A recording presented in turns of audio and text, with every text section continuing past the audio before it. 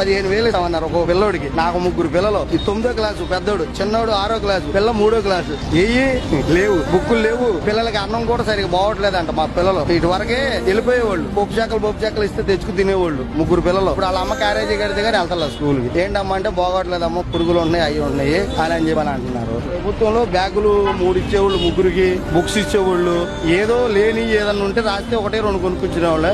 మొన్న మాస్టర్లు రాసిస్తే మొత్తం బుక్లు అవి కొనుక్కొచ్చా.